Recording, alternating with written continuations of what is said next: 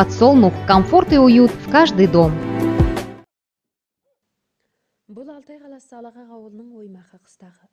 2002 жылы осында қоныстанған Оймақы қыстағындағы малшылар бұл күндері жем-шөпті жинау арқылы жылы қорада мал бордақылап, малды бағу мен базарға салуды тығыз ұштастыра білгендіктен экономикалық кірістерін көрнекті арттырды.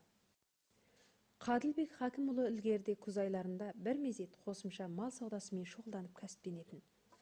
Өткен жылдан бастап жылы қора салып, сырттан жинап әкелген малын бордақылап, базарға салған Қадылбек қазір жылы қорада мал бордақылаудың пайдасына әбден көз жеткізді. Жоңышқасы бар, шөп бар, 700 күптің үстінде шөп тұр қазір енді. Шөптің өзінен 200 күптей сүрлем жиғамыз, басқамыз. 30 мың жердің сүрлем 200 күптей шығады екен енді. Сонымен 200 тұяқтай қой сауырға кеткен туыт қой. Енді мына тұрған қолда қазір дүзелдей тұяқ ұсақ. Мұны базарға шығарамыз деп борлап отырған мал. Енді 35 тұяқтай сиыр тұр қазір қолда. Күзден бір қай бір 50-60 тайынша соғымға 50-дің ішінде сиыр саттық. Әкеп базарлап. Енді осы мынау борлап отырған малымыз бұның ішінен де сол семізін алып жатыр қазір енді. Қажетіне қарай. Мына бейтін бер жағында бір базар бар. Осыған апарып өткіземіз. Әр дүйсенбі, сәрсенбі 2 күн базар бар. Малдың базары жақсы қой биыл. Әсіресе осы мына сиыр малдың базары жақсы биыл енді. Ірі қараның негізінен. Қазір енді сол жақсы сиырдар 11 мың, 12 мыңның үстінде. Енді қалыпты сиырдар 8 мың, 9 мың айланасында болады енді. Ең төмені сол 7,5 мыңда 8 мыңнан түспейді қазір сиырдың базары. Жекенің қолынан да жақсы баға бермесең, онда жекен оңайшылықпен бермейді. Сонда енді бір басын алдан апарғанда сол 7-8 юанның пайдасына береміз енді. Машинаның кіресі, біраз күн тұрған бағымақысын шығарғанда. Ең ұзақ тұрған 3 ай тұрады сиырдың. Енді басқалайын негізінен осы 2 айдың ішінде базарға шығып болады сиырды. Бұрын да өз малымызды ұстап өшіріп отырдық, 6-7 жыл болды. Азынаулақтап істейтіміз, мұндай ірі кәсіптенгеніміз жоқ болатымыз енді ол кезде. Сол алып сатарлық істеп, енді қазір мына былтырдан бері бір қора салып, малды борлаған. Негізінен етіне қарап алады енді.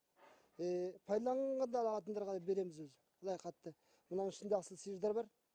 5-6 тұяқ мына борлаған малдың ішіне қосып отырып, осының аталығын да сатамыз. Өз қажет қылғанға.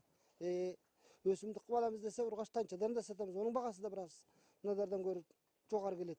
Әдеттегі малдан енді.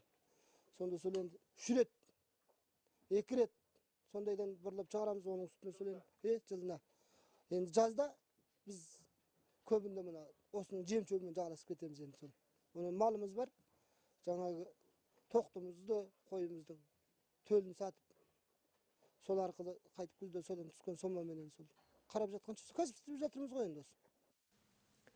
Алтай қалалық партком мен үкімет соңғы жылдары осы заманғы мал бағымшылығын дамытуға көптеп тиімділік жасады. Осыған орай Алтай қаласы маңындағы көптеген малшылар жылы қора салып, жем шөпті молынан жинап, мал бордақылай бастады. Алтай қалалық үкімет биылғы жылы және де қорада мал бордақылаған малшыларды шабыттандыру негізінде жергілікті қазынадан қаржы ажыратып, қорада бағылған малға қосымша қаражат беруді ұйғарды. Мына орайын біздің Алтай қаласы Алаға ауылдағы Оймақ қыстағының бірінші орайыны. Осы орайында 2002 жылдан бері қарай жалпы отысқан мал семьясы 93 семья, 560 жан саны.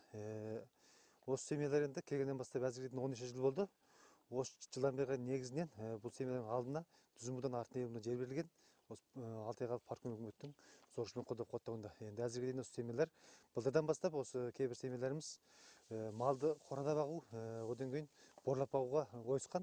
Биылғы жылы әсіресе Алтай қалалық партком үкімет осы мал баптау қызметін жалпы қатынасқа келтіріп, біз Алаға ауылдық осы Оймақ қыстағын бір түйін түрде жалпы қыстақ болып мал борлауға ойыстырдық. Енді әзірге дейін осы жалпы Оймақ қыстағы бойынша 30 семья мал баптау қызметіне айналысты.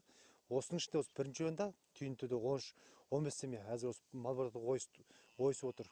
Биылғы жылы Алтай қалалық партком үкімет өткенде арнаулы мал шаруашылық жинақ ашу арқылы осы мал баптау қыс жазы мал борласа қорада, онда бір бас сиырға 100 юан, бір бас ұсаққа, яғни қойға 50 юан, одан кейін ерте тұтқа жаңағыдай көмек сома беруді дәріптеп отыр. Енді бұл мал баптау қызметінің енді басты пайдасы халыққа жететін. Біріншіден малды жылы қорада бағу, одан кейін жайылыстың болатын қысымды азайту, екіншіден малшылардың отбасы кірісін арттыру. Яғни бір малдан кіретін кіріс мың үстінде 800-де мың айналасында кіріс кіреді. Сондықтан біз бұдан кейінгі жалпы бағытымыз малды жылы қорада бағу, одан кейін мал бағымшылығын, яғни қорада мал боратау қызметін жалпы ақтасқа келтіру. Міне осындай тиімді саясаттардан ұтымды пайдаланған малшы қауымы бұл күндері асыл тұқымды мал бағуға ойыса бастады.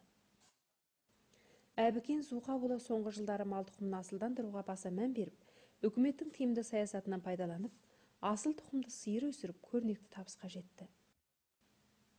Әбікеннің бағымындағы мынау симментал сиырлары әрі етті, әрі сүтті болғандықтан, бұл күндері ауылдастары одан аталық мал ала бастады. 2002 жылдан бері отырып тастық қой осы жерге біз. 2002 жылдан бері сол бізге 80 мың жер берген өкімет. Осын 25 мыңға сүрлем салып тұрмыз, басқасында жоңышқа. Осын 2 уақыт шауып қайтып сүрлем салып, осы малды неметіп жатырмыз ғой. Бағып, сатып алғанмын асыл сиырдар 15 сиыр ғой бізден қазір. Алған сиыр. Сол 15 мың юаннан алғанбыз. Еркек бұзауларын бұқа қоямыз, асыл. Көрші қоланға алат маңайдағы. Ұрғаштардың үстіне малданамыз осыны қосып. Енді ана жерлікке қарағанда бұның бір бұзауының өзінің пайдасы біреуінің өзі екеу-үшеуіне пара-пар болып тұр ғой. Бордақлап сатса, ет алу ана бір таншадан гөр бұның 2 таншаның ет шығады десең болады енді. Қыстақтан да осы жылы қорада мал бағушы өстіп пайдаланған ел көбейіп жатыр енді. Аз емес қазір. Осы әр жерде осы үстіп борлаушы ашып түгел борлап малын бағып игіліктеніп жатыр ғой түгел халық қазір.